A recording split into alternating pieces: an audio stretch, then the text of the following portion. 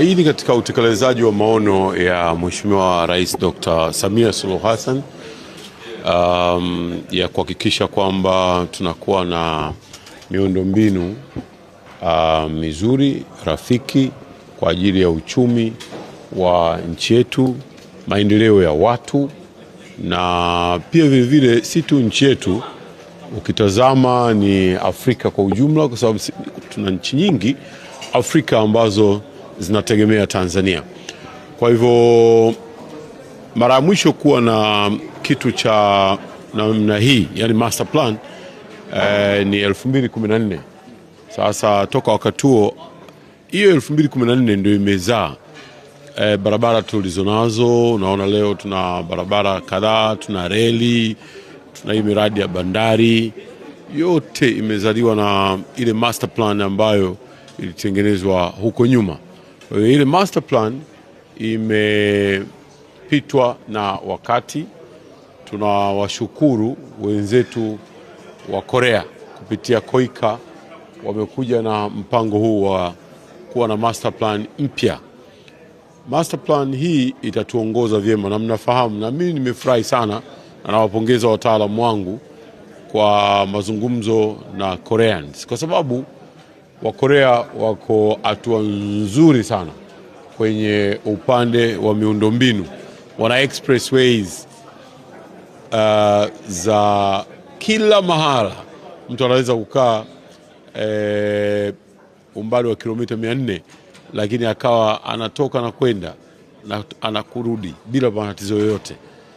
Kwa hivyo na sisi, maana yake ni kuwa tunayo furaha kubwa kwamba hawa ambao wenzetu wamepiga hatua nzuri katika eneo hilo, na ni wazuri pia katika miradi inayohusisha sekta binafsi, yani PPP, mashirikiano kati ya sekta ya umma na sekta binafsi, kwamba wao wamekuwa tayari kuungana nasi kwenye kufanya hii kazi kwa pamoja. Niliyoyatoa humu ndani na kuyaelekeza, moja, nimeelekeza kwamba wataalamu wetu wa serikali kwenye mradi huu wa utengenezaji wa hii master plan wajitahidi wapate ujuzi, sio kupata makaratasi tu, tupate ujuzi wa kubuni, ujuzi wa kusimamia miradi, na ujuzi wa kutengeneza. Hilo ni jambo muhimu sana. Lakini jambo lingine ambalo ni kubwa, nimelieleza katika mkutano huu, ni kuona kwamba tuna matatizo kadhaa, changamoto kadhaa tulizo nazo, haswa misongamano na kadhalika. Kwa hivyo sasa hii master plan iendane na hali halisi. Hii master plan iendane na hali halisi ya uchumi wetu, mahitaji ya Watanzania wananchi, ili kusudi tuweze kufanya kitu kile kweli ambacho tumekikusudia kwa ajili ya maendeleo ya nchi yetu miaka 50 ijayo, miaka kadhaa ijayo, na inawezekana kabisa. Na ndio maana hawa wenzetu mpaka mwaka 1960 tulicho nacho sisi leo ni kikubwa sana kulinganisha na kile walichokuwa nacho wao miaka hiyo, lakini wamepiga hatua kubwa. Kwa hivyo na sisi tuna kila sababu ya kujifunza kutoka kwa waliofanikiwa, na hiyo ndio ambayo tunakwenda kuifanya hapa. Tazama leo, kwa mfano, mtu anataka kutoka Dar es Salaam anakwenda Tunduma, anachukua muda mrefu sana, lakini expressways zitatusaidia kufupisha ule muda. Kwa hiyo watu watafanya, maisha ya watu yatapanda, yatakuwa mazuri zaidi. Familia, tutaokoa nafasi ya muda mwingi unaotumika barabarani. Hapa Dar es Salaam kwenyewe tu kuna msongamano mkubwa sana.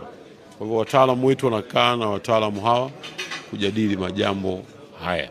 Ni matumaini yangu, kama nilivyokwisha kusema hapo awali, wakitoka katika mkutano huu, si tu kwamba wamekwenda wamekaa baadaye wanapewa vyeti, lakini tunachokusudia watoke na ujuzi kweli. Haya mambo twende tukayasimamie sisi wenyewe. Hapo watajadili namna ya ubunifu, watajadili namna ya ujenzi, watajadili namna ya usimamizi, lakini watajadili namna ya upatikanaji wa fedha pia vile vile, kwamba je, ukitaka mradi mkubwa na mzuri wa namna hii, hela yake tunaweza tukaipata wapi? Sasa you learn from the best. Wao wamepata, kuna njia walizozitumia za halali kabisa, na sisi tunataka sasa tuweze kwenda katika namna hiyo, tujenge miundombinu yetu, maisha yetu wa Tanzania yaendelee kuboresheka zaidi na uchumi wa taifa letu. Kwa majina anaitwa Mhandisi Elibariki Mkumbo, ni manager wa miradi ya PPP wa wakala wa barabara TANROADS. Kama Mheshimiwa Waziri alivyosema, hii launching ya Expressway Master Plan inategemea kwenda kufungua nchi, kwa maana ya kuimarisha miundombinu ya barabara ambayo ni ya kisasa.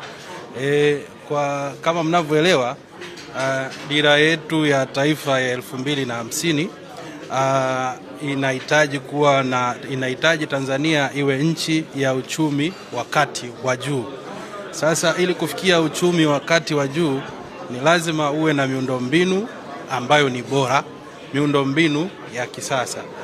Katika miaka 20-30 iliyopita tumepiga hatua kubwa sana katika kuimarisha miundombinu ya barabara, bandari na viwanja vya ndege. Lakini katika level iliyopo hiyo miundombinu haitoshi kuweza kutufikisha katika hiyo dira ya 2050 ambayo inahitaji Tanzania kuwa na uchumi wa kati wa juu. Kwa hiyo hii Expressway Master Plan sasa itaenda kutuwekea mkakati wa kutusaidia kwamba ni namna gani tutaweza kutekeleza hizo expressway kulingana na priority na mahitaji. Lakini vile vile kama ambavyo wataalamu wetu wamezungumza, ambao ndo wanaenda kutusaidia kufanya hii master plan kwa kushirikiana na wao, hii master plan itahusisha pia enhance capacity ya wataalamu. Kwa hiyo tunategemea kwamba baada ya miaka mitatu, kwa sababu hii establishment ya master plan inachukua miaka mitatu, kwa hiyo itahusisha pia capacity building ya wataalamu. Kwa hiyo tutakuwa na wataalamu wenye uwezo wa kudesign, wenye uwezo wa kuendesha, lakini pia hata wenye uwezo wa kuplan. Kwa hiyo master plan hii, kusema ukweli, ni msingi mkubwa wa kutufikisha kule ambako tunataka Tanzania ifike.